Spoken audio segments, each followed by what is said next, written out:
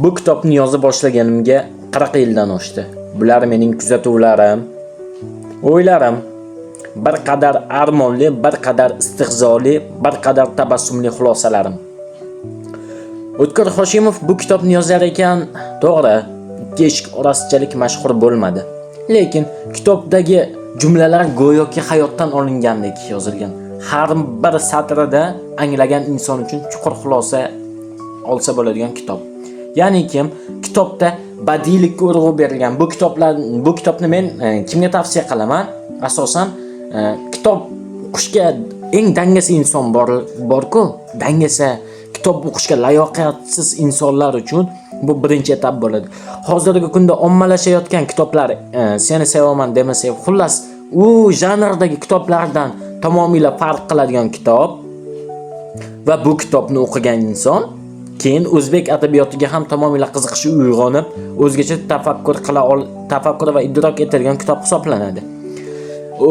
O'tkir Hoshimov bu kitobni yozar ekan, ayolimning iltimoslariga asoslanib yozdim degan jumlani o'qib qolgan edim. Demak, O'tkir Hoshimovning bir qadar hayotidan ham olinganligini anglasa bo'ladi bu kitobdan. Bu kitob monolog, qiziq hikoyalar va ajoyib jumlalar bilan yozilgan. Aql bilan yozilgan, lekin yurakka yetadigan bo'lib yozilganda bu kitob. Tushunyapsizmi? Buni nimaga men tavsiya qilyapman sizga?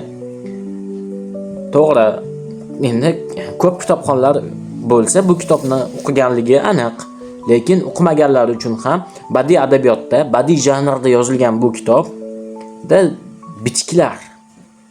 Siz o'ylang, har bir misrada nimadir olsa bo'ladi-da inson hayotiga.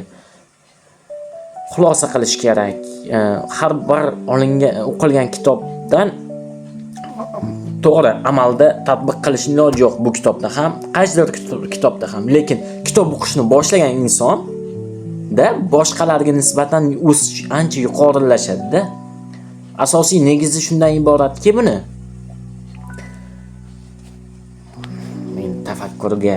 hammasi tafakkurga eng ta'sirlantirgan jumla. Paxtakor. Ko'ngil paxtasidek oppoq, fe'li paxtasidek yumshoq, mehri paxtasidek qaynoq. Faqat bitta aybi bor. Paxtani qo'yishni bilmaydi.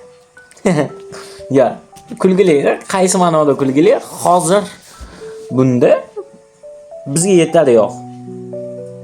Kimligimizni unutib qo'ydik. Mavzudan qochmang, lekin shu jumlani bilmadim, bu kitob yozilgan paytda shunaqa bo'lgandir. Balki shunaqa insonlar ham bordir, haqiqatan mehnat qilib, lekin shu tomonni bo'lmaganligi uchun mansabdorlarga o'zi yoqadi-yu. Paxta qo'ygan. Shuni nazarda tutganlar balki mehnat qila turib va eng chiroyli jumlasi bor. Bu kitobni mutolaa qilar ekanman. Shu jumla hech qachon boshidan oxirigacha nima desam bo'ladi, miyamga kirib qoldi. Yurak aqlga, aql esa yurakka bo'ysungan insonda yashash ancha osonlashadi, hissiyotlarga bo'yin egmaydi. Ya'ni bir xilgilar gapiradi-yu, yurakka bo'ysunishni bilmayapman, aqlim yurakka bo'ysunmaydi deb. Insonda fitratida borki, aql yurakka bo'ysunadigan holatlar mavjudda. Siz shu holatdan o'ta olsangiz, imini shu jumla shunga yozilgan deb o'ylayman. Ya'ni yurak aqlga bo'ysunsa, aql esa yurakka. Tamomila. Bilmadim, kitob narxi unchalik qimmat emas, mavzudan qochmay. Narxi unchalik qimmat emas. O'qib ko'rgan insonlarga zo'r tavsiya, zo'r kitob. Siz kitob o'qimayapsizmi? Bahonaga hojat yo'q. 20 ming, 15 ming so'm pul. Lekin kitob o'qishga qiziqish uyg'onadi-da sizda, tushunyapsizmi? Keyingi qadamni tashlash uchun o'zbek adabiyotidagi birinchi pog'ona shu kitob. Bundan oldin o'tgan kunlarni obzor qilgan edim. Bu kitob og'ir, to'g'ri. Birinchi kitob o'qimagan inson uchun anchagina og'ir, lekin bu kitob haqiqatdan yangi kitobxonlar uchun ham og'irlik qilmaydi. Muqovasi qalin emas, so'zlari og'ir emas, tushunishga yetadigan kitob. Ya'ni aql idrok yetadi har qanday insonni ham. Sayoz yozilganidan emas bu. Shu birinchi kitobxonlarni ham o'ylab yozilgan o'zbek adabiyoti. Bundan keyin endi sizda ham qiziqish paydo bo'ladi kitob o'qishga, o'ylaymanki. Salomat bo'ling, o'zingizni ehtiyot qiling. Keyingi obzorlarda ko'rishguncha.